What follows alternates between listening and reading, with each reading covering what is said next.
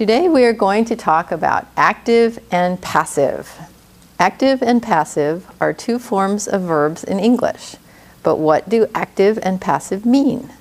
Let's start with you. Are you an active person or are you a passive person? Jack is an active person. An active person is always busy doing things. Jack paints his house. Jack mows his lawn. Jack feeds his dog. Jack makes dinner. Again, these sentences are active. Notice the direction of the action. It starts with the subject, Jack, goes through the verb, and ends in the object, if there is one. So an active person does things. On the other hand, a passive person doesn't do anything. Bill is a passive person. He just sits around and does nothing. Bill watches TV all day. Bill sleeps on the couch. Bill eats junk food. Wait a minute. Bill is a passive person, but are these sentences active or passive? Let's check. What is the direction of the action? Even though he is not doing much, Bill is still doing something. He's watching TV, he's sleeping on the couch, and he's eating junk food. These sentences are still active. So what is a passive sentence? Well, Bill is doing something, but what about the TV? Is it doing anything? How about the couch and the junk food? They aren't doing anything by themselves. Bill is doing something to them. The TV is watched by Bill. The couch is slept on by Bill. Some junk food is eaten by Bill. These sentences are passive because the subject is not doing anything. It is only receiving the action of the verb. Notice the direction of the action in these sentences. It goes backward to the subject. Also, notice the form of the verb. Passive verbs have two parts, a form of be and the past participle of the verb. To change a sentence from active to passive, first you have to find the object. The object moves to the beginning of the sentence and becomes the subject. Then you have to change the verb.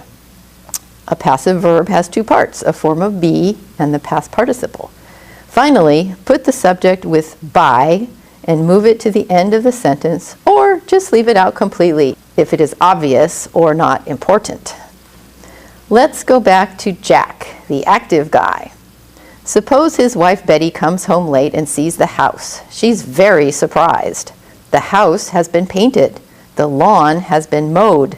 The dog has been fed. The dinner has been made. Notice in these sentences, Betty is focusing on the results. Maybe she doesn't know who did these things. The form of be is in present perfect tense, but the past participle is still the same. There's no by phrase because Betty doesn't need to say who did these things, or maybe she doesn't know. In order to change a sentence from active to passive, there must be a noun that receives the action of the verb. This noun is called the object, and this type of verb is called a transitive verb. A transitive verb passes the action from the subject to the object. For example, Betty kissed Jack.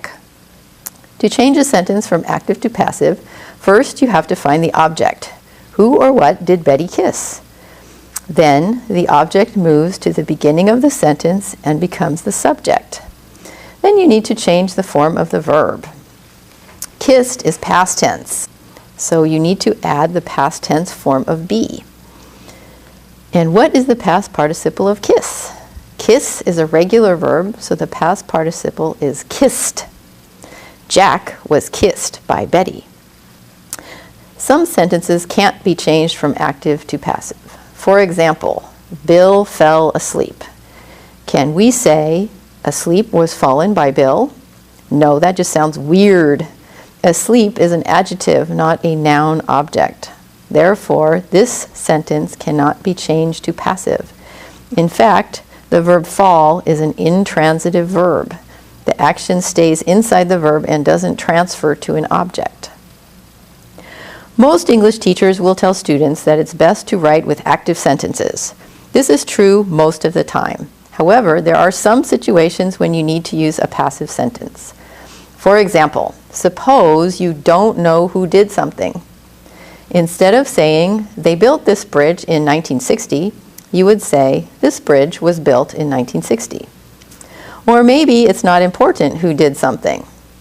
Instead of saying, someone made this sweater out of wool, you would say, this sweater is made of wool. Or maybe it's obvious who did something.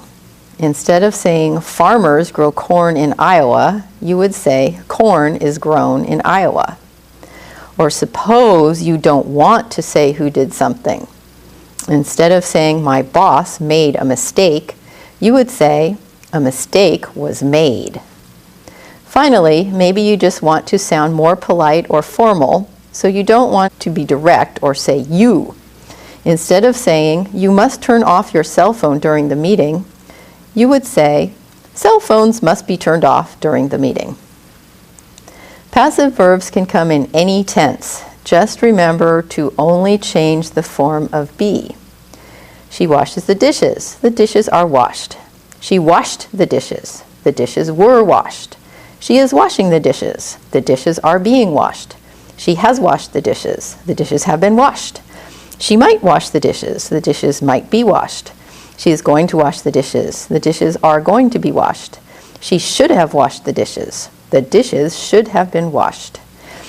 In each passive sentence, the form of be changes to a different tense, but the main verb always stays in the same form, past participle.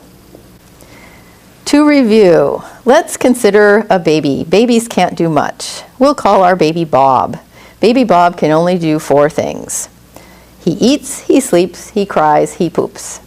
Are these sentences active or passive? Why? Because the subject baby Bob is doing all these things. However, everything else has to be done by other people. Baby Bob is fed by his mommy. He is burped by his uncle. He is held by his grandma. He is changed by his daddy. Are these sentences active or passive? How do you know? There are 2 ways to tell. First, you can think about the direction of the action. Is the subject doing the verb, or is someone else doing the verb to the subject? Second, you can look at the form of the verb. Does it have a form of be and the past participle? If it has both, it's a passive verb. These are passive sentences because the subject is not doing anything. Other people are doing things to baby Bob, and baby Bob is just sitting there receiving the action of the verb. Finally, it's important to understand the difference between active and passive. Consider poor Carl.